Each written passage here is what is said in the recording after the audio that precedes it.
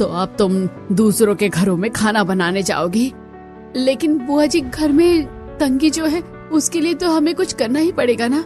लेकिन क्या सुबह इतनी जल्दी करिश्मा तुम जा पाओगी? हाँ माँ जी, काम मैं और करिश्मा मिलकर निपटा लेंगे, इससे कुछ पैसे भी आ जाएंगे। लेकिन कब तक तुम लोग ऐसे छोटे छोटे काम करोगी?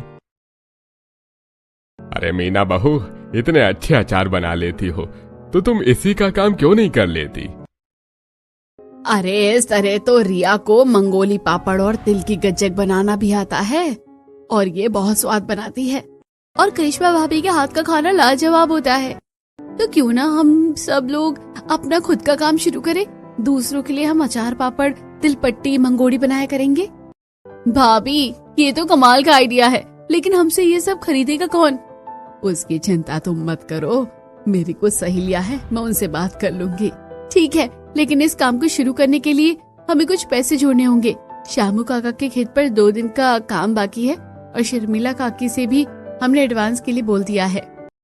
ठीक है, तो पैसे आते ही हम थोड़ा थोड़ा सामान लेकर आएंगे और अपना काम शुरू करेंगे। चलो ठीक है, अब सब लोग खाना खा लेते हैं। सभी लोग खाना खाकर सो जाते हैं। अगले दिन सुबह दिनेश और सुरेश ने अपने जिन दोस्तों से उधार लिया था वो तड़के ही उनका दरवाजा पीटते हैं। अरे बहू, देखो जरा कौन सुबह सुबह दरवाजा पीट रहा है। हाँ, देखा तो सही, पूरी नींद खराब कर दी। प्रिया दरवाजा खोलती है तो देखती है कि बाहर सुरेश और दिनेश के 2 दोस्त खड़े हैं। अरे भाई सुरेश, मैंने तुझे जो पैसे उधार दिए थे वो अभी के अभी मुझे वापस चाहिए। अरे हाँ, मुझे भी, हमें बहुत जरूरी काम है, हमें पैसे अभी के अभी वापस दो।